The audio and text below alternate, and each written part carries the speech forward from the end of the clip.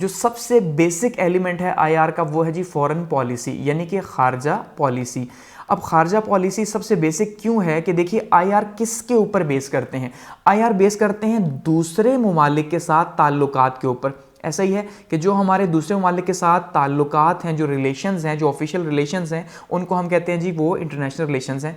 तो अब वो कौन सेट करेगा, किस तरह से उसके स्टैंडर्ड सेट होंगे, किसके साथ ताल्लुक रखना है, किसके साथ नहीं रखना, कैसे हम फॉरेन पॉलिसी को लेके चलेंगे आज के इस दुनिया के अंदर, इस ग्लोबलाइज्ड वर्ल्ड के अंदर हम अपने आप को जो है, खासकर पाकिस्तान की अगर हम बात करते हैं, किस तरह से खुद को मैनेज करेंगे कोई भी मुल्क, तो उसके लिए फॉरेन पॉलिसी बनानी पड़ती है। यानी कि एक पॉलिसी बनेगी जो पॉलिसी ये बताएगी कि हमें किसके साथ जो रिलेशंस हैं वो अच्छे रखने हैं, किसके साथ हमें रिलेशंस जो हैं वो अच्छे नहीं रखने, या हमें उसकी तरफ से जो है वो कुछ ख्याल करना पड़ेगा कि वो हमारे लिए एक थ्रेट है। ठीक है, तो ये सारी की सारी बातें, कहाँ से हमें फ़ायदा हो सकता है, कहाँ से नुकसान हो सकता है, ये क्या चीज़ तय करेगी? फॉरेन पॉलिसी जो है, यानी खारजा पॉलिसी जो है वो तय करेगी।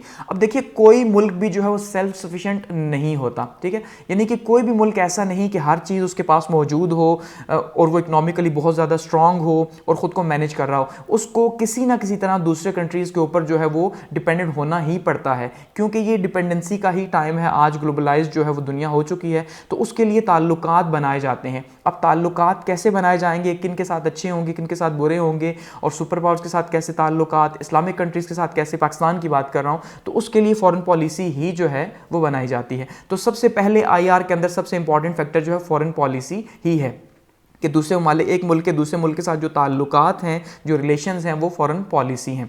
अब फॉरेन पॉलिसी के कुछ ऑब्जेक्टिव्स होते हैं, यानी कुछ मकासद होते हैं कि किन मकासद के तहत फॉरेन पॉलिसी को बनाया जाता है या डिज़ाइन किया जाता है। उसमें सबसे पहली चीज़ जो है वो सोवरेनिटी है कि फॉरेन पॉलिसी में सबसे पहली चीज़ क्या है कि आपको वो फॉरेन पॉलिसी बनानी है जिसमें आपको अपनी जो हाकमियत है, अपने मुल्क की जो सोवरेनिटी है, उसके ऊपर आप किसी भी किस्म का कोई भी डील नहीं करेंगे। यानी आपकी जो सोवरेनिटी है वो सबसे इंपॉर्टेंट होती है फॉरेन पॉलिसी के अंदर। हम कोई भी ऐसी पॉलिसी या कोई भी ऐसी जो ट्रीटी है वो साइन नहीं करेंगे, किसी ऐसे मुल्क के साथ नहीं जाएंगे जिससे पाकिस्तान को जो है वो थ्रेट हो।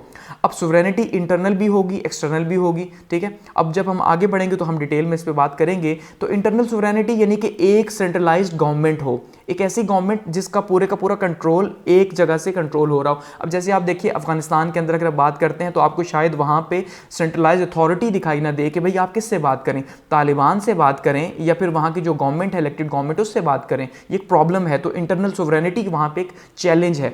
इसी तरह से एक्सटर्नल सोवरेनिटी कि आपकी जो नेशन है, आपका जो मुल्क है वो यूएन के पास रजिस्टर्ड है, उसकी बाउंड्रीज रजिस्टर्ड है। अब आप पे कोई दूसरा मुल्क भी एग्रेशन नहीं कर सकता। ठीक है, सबसे पहली बात इसकी प्रोटेक्शन है।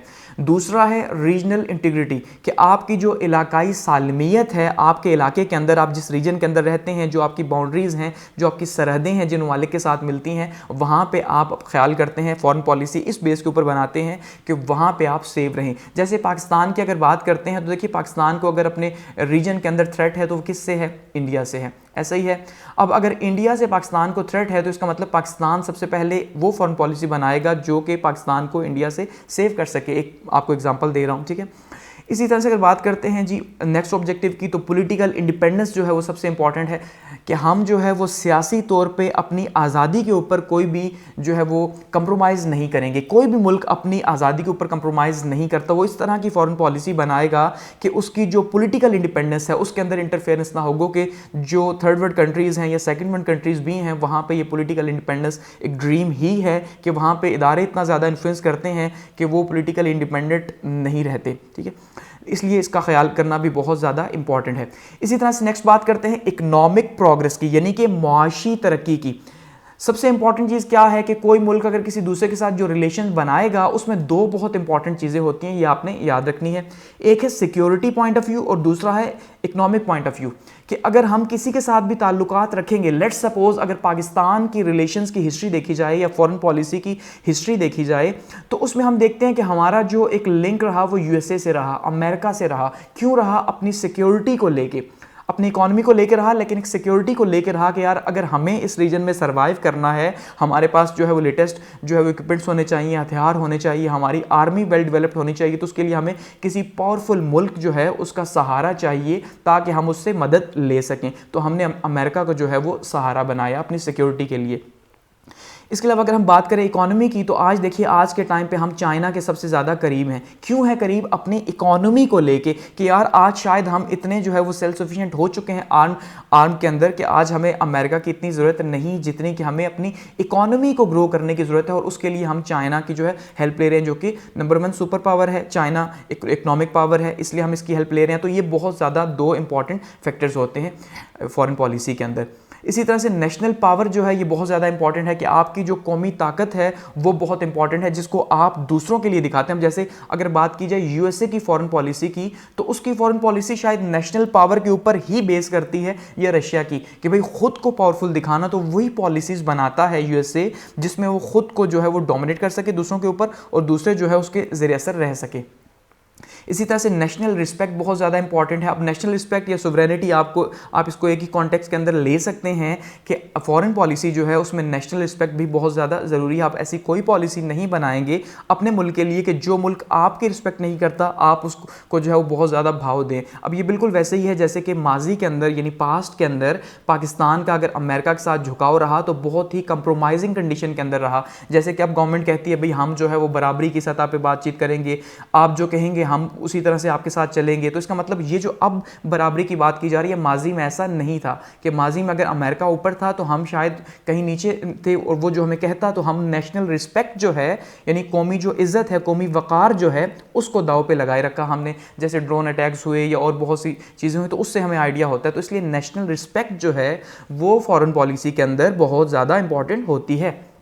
अच्छा, अब बात करते हैं जी ऑपरेशनल प्रिंसिपल्स की फॉरेन पॉलिसी के अंदर कि वो कौन कौन से हैं। ठीक है, आप इसे खुसूसियात भी कह लें फॉरेन पॉलिसी की। सबसे पहले फॉरेन पॉलिसी एक कंक्रीट पॉलिसी होती है, एक मजबूत एक पायदार किस्म की एक पॉलिसी है जो बनाई जाती है। ऐसा नहीं कि डॉक्यूमेंट्स में लिख दिया या फॉरेन पॉलिसी तय कर दी और उसके अकॉर्डिंगली हम नहीं चले। अब ऐसा भी नहीं कि बहुत ज़्यादा फिक्स हो जाएगी, ठीक है, यानी फ्लेक्सिबल भी होती है, लेकिन एक कंक्रीट डॉक्यूमेंट होता है जिसको फॉलो किया जाता है या गवर्नमेंट जो आती है वो उसको फॉलो करती है।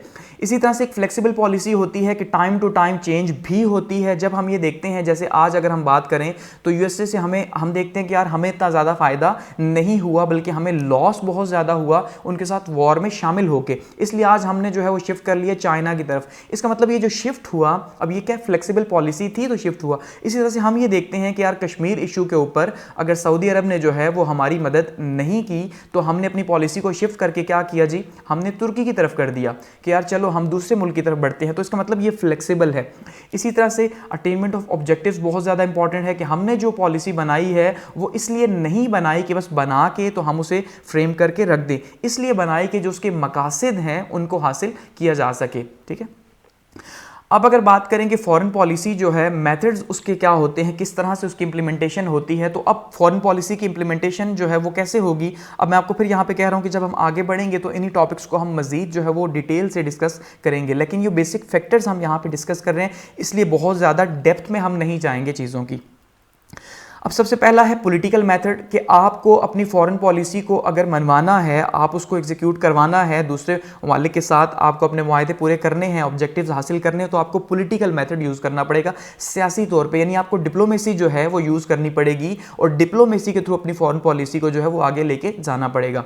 दूसरा मेथड है इकोनॉमिक मेथड, यानी कि माशी तौर पर आप अपनी फॉरेन पॉलिसी को जो है वो एग्जीक्यूट करवा सकते हैं। अब देखिए जो ताकतवर कंट्रीज़ हैं, जैसे बात फिर वहीं पर आ जाती है यूएसए की, कि आज तक यूएसए के साथ हमारा जो अलायंस रहा वो किस बेस के ऊपर रहा, वो इसी के ऊपर रहा कि हमने देखा कि वहाँ से हमें फ़ायदा हो रहा है इकोनॉमिकली। या आज हम अगर चाइना के साथ खड़े हैं तो क्यों खड़े हैं, इसका मतलब हम इकोनॉमिकली जो है वो उनसे फ़ायदा हासिल करना चाहते हैं, इसीलिए हम खड़े हैं। अब इम्प्लीमेंटेशन में कैसे हो सकता है कि यूएसए हमेशा हमें क्या करता, इमदाद देता। ठीक है, जब हमें वो इमदाद देता तो इसका मतलब ये है कि जब हम ये सोचते कि यार अगर हम यूएसए से दूर होंगे तो हमें इमदाद मिलना बंद हो जाएगी, इसका मतलब हमें उसकी जो बातें हैं वो मानना पड़ेंगी। Let's suppose war and terror की बात करते हैं तो हमने वॉर एंड टेरर के ऊपर उसका साथ इसलिए दिया क्योंकि हमें इमदाद मिली, हमें फ़ायदा हो रहा था। तो उन्होंने अपनी फॉरेन पॉलिसी को इंप्लीमेंट कैसे करवाया, इकोनॉमिक एड के थ्रू या इकोनॉमिक मेथड के थ्रू करवाया। इसी तरह साइकोलॉजिकल मेथड्स होते हैं कि साइकोलॉजिकल मेथड्स क्या हैं कि आप पब्लिक में एक राय पैदा करते हैं, ठीक है जी, और पब्लिक जो है वो आपके साथ होती है और पब्लिक में के अंदर एक इन्फ्लुएंस पैदा हो जाता है या एक प्रोपेगेंडा के थ्रू एक चीज़ बताई जाती है कि यार फलां चीज़ या फलां मुल्क आपके लिए बहुत अच्छा है। लेट्स सपोज इसकी एग्जांपल लेते हैं, यूएस एड की एग्जांपल आप लें। देखिए यूएस एड आपने देखा टीवी के ऊपर प्रोग्राम्स चलते हैं, आपने कभी सोचा कि यूएस एड जो है वो एक्चुअली में यूएन का इदारा है, तो उसको एड चलाने की क्या ज़रूरत, कौन सा हम उसे पैसे दे रहे हैं कि उससे फ़ायदा होगा, या हम वहाँ पर जैसे प्राइवेट कंपनीज जो है वो कमर्शियल चलाती हैं अपने, तो उसको क्या फ़ायदा, क्यों वो चला रहा है अपने एड्स, एक क्वेश्चन है ना। तो उसका एक बहुत सिंपल सा आंसर है, क्यों, क्योंकि वो साइकोलॉजिकल मेथड के थ्रू जो है वो खुद को मनवाना चाहता है। वो आवाम को ये बताना चाहता है कि भाई अगर आप यूएन को बुरा समझते हो या यूएस को बुरा समझते हो तो हम बुरे नहीं, एक्चुअली में हम आपके फायदे की बात कर रहे हैं। देखिए हमने आपके लिए ब्रिज बना दिया या हमने आपके लिए ट्यूबवेल बना दिया आपके गाँव के अंदर, तो ये क्या हुआ, इससे आपको फायदा हुआ। इसका मतलब वो एक प्रोपेगेंडा के थ्रू या एक तरीक़ाकार के थ्रू साइकोलॉजिकली जो है आवाम को जो है वो असरअंदाज हो रहे हैं और आवाम ये समझे कि यार अमेरिका जो है वो तो बहुत अच्छा है यार, काफ़ी हमें उससे फ़ायदा हो रहा है, ठीक। तो ये मेथड यूज़ होते हैं। इसके अलावा आर्ड मेथड है कि जब एट द एंड कुछ ना बचे आपकी फॉरेन पॉलिसी को इंप्लीमेंट करवाने के लिए, कि आप जो मनवाना चाहते हैं दूसरे मुल्क से वो ना मनवा सके,